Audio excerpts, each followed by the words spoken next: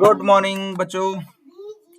तो ध्वनि चैप्टर हमने कंप्लीट कर लिया है। इसमें कुछ इंपॉर्टेंट क्वेश्चन है जो अब हम सॉल्व करेंगे। तो ध्यान से आप देखो, बहुविकल्पीय प्रश्न है। सबसे पहले हमारे पास बहुविकल्पीय प्रश्न।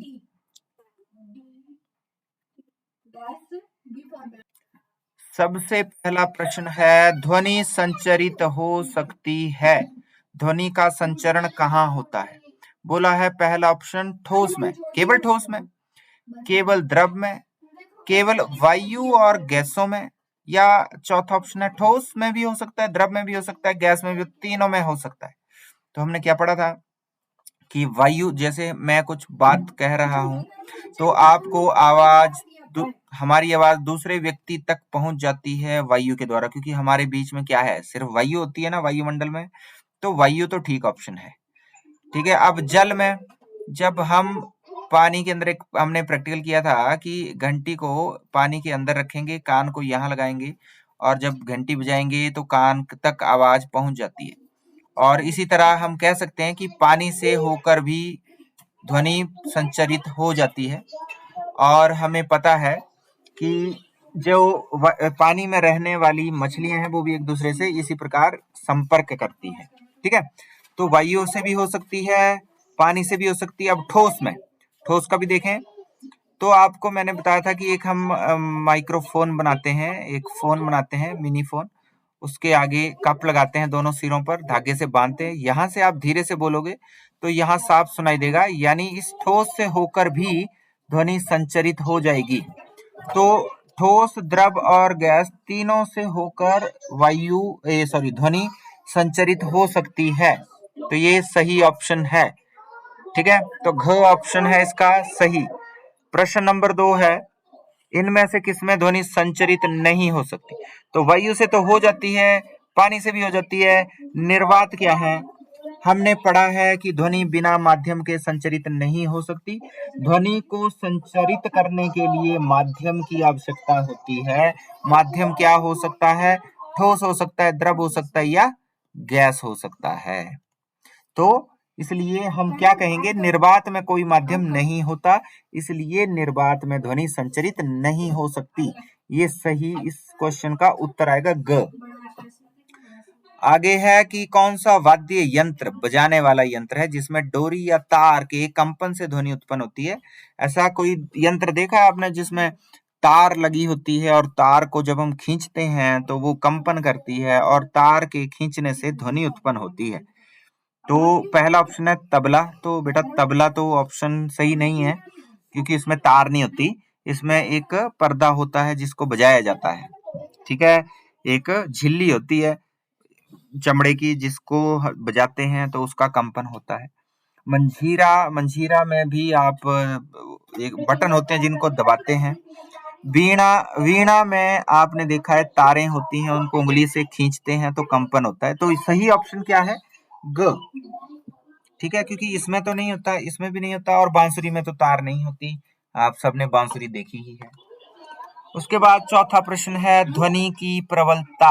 हमने पढ़ा था ध्वनि के गुण है प्रबलता, यानी जोर से साउंड आ सकती है, धीरे साउंड आ सकती है, वो प्रबलता कहलाती है। और तीक्ष्णता क्या होती है? पतली या मोटी आवाज होना। तीखी आवाज पतली होती है और मोटी आवाज कम तीक्ष्ण होती है। तो प्रबलता निर्भर किस पर करती है? आयाम के ऊपर। आयाम क्या है बच्चों? जैसे ये कोई वस्तु है, कंपन करेगी तो इधर जाएगी, इधर जाएगी। तो अपनी माध्य स्थिति से कितनी दूर जा सकती है उसको आयाम कहते हैं। जितनी दूर इस तरफ जाएगी उतनी ही दूर इस तरफ भी जाएगी। तो अपनी माध्य स्थिति से जितनी दूर जा रही है इसका आयाम है। हमने एक प्रैक्टिकल किया था, उसमें एक स्टील का गिलास लिया था, उसको चम्मच से धीरे से मारा था और जोर से मारा था। तो हमने देखा जब जोर से मारा था तो ध्वनि प्रबल थी, धीरे मारा था तो ध्वनि धीरे आई थी। और इसके साथ हमने एक थर्मोकोल की गेंद को भी लटकाया था। जब जोर से मारा था तो क्या हुआ था, ये गेंद बहुत दूर गई थी। यानी जब जोर से ध्वनि आएगी, प्रबल ध्वनि आएगी तो आयाम ज्यादा होगा। तो आयाम के ऊपर निर्भर करती है प्रबलता, और तीक्ष्णता आवृत्ति के ऊपर निर्भर करती है। तीक्ष्णता पतलापन होना, यानी कितनी तेज गति से ये कंपन हो रहा है। जितना ज्यादा तीव्र गति से होगा उतनी पतली आवाज होगी। ठीक है बच्चों, अगला प्रश्न है हमारा प्रश्न नंबर 5। ध्वनि की तीक्ष्णता या तारत्व निर्धारित होता है। अभी हमने बोला आवृत्ति के ऊपर तीक्ष्णता, पतला होना आवाज का, ये निर्भर करता है आवृत्ति के ऊपर। आवृत्ति क्या है कि कोई वस्तु जो कंपन कर रही है, 1 सेकंड में कितने कंपन या दोलन कर रही है, वो उसका आवृत्ति कहलाती है। जितनी ज्यादा आवृत्ति होगी उतनी पतली आवाज होगी। ठीक है, पतली यानी अधिक तारत्व वाली, तीक्ष्ण होगी।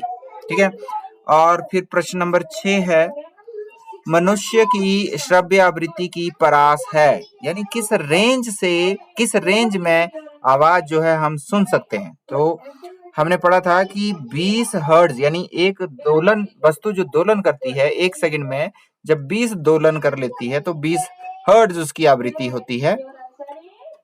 20 कंपन जो वस्तु कर सकती है 1 सेकंड में, वो आवाज हमें सुनाई दे जाती है, इससे कम नहीं सुनाई देगी।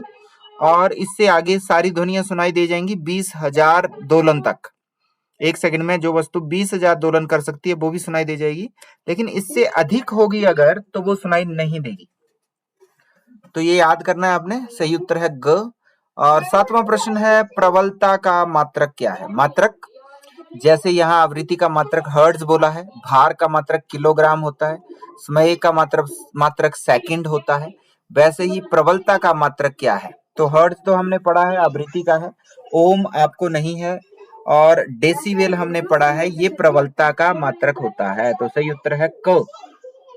उसके आगे है, कितने डेसिबेल से अधिक प्रबल ध्वनि शरीर के लिए हानिकारक होती है। ये भी हमने पढ़ा है, याद करना है आपने। 80 डेसिबेल जो ध्वनि होती है, इससे अधिक अगर ध्वनि होगी तो हमारे लिए हानिकारक होती है। ऐसी जगह पे आपने ज्यादा देर नहीं रुकना है। जैसे किसी फैक्ट्री में गए हैं, बहुत ज्यादा शोर है वहां पे, 80 डेसिबल से ज्यादा का शोर है, बहुत देर वहां नहीं रुकना है, नुकसान हो सकता है। उसके आगे बच्चों, ये रिक्त स्थान दिए हुए हैं, आपने रिक्त स्थान भरने हैं। ये प्रश्न है 1 2 3 4 5 6 7, खुद भरने हैं आपने। ये पूरी लाइन लिखनी है। मानव में ध्वनि डैश द्वारा संचरित होती है, पूरी लाइन लिखनी है, यहाँ भरना है क्या आएगा। इस तरह ये सारे प्रश्न करने हैं। उसके आगे के प्रश्न भी करने हैं आपने, ये सब प्रश्न भी करने हैं, सही या गलत वाले। 6 प्रश्न है, ये 13 प्रश्न ये हैं। ये ध्यान से देख लो इन प्रश्नों को, और इनको करो आप अपनी नोटबुक पे। ध्यान से देख लो, इस वीडियो को पॉज कर लो, नोट कर लो इन क्वेश्चंस को। सही गलत में भी पूरा ये लिखनी है, ये पूरी लाइन लिखनी है, और लाइन लिखने के आगे यहाँ पर सही है या गलत है ये लिखना है आपने, जो भी इसका है। अगर ये सही है तो सही लिखना है, गलत है तो गलत लिखना है।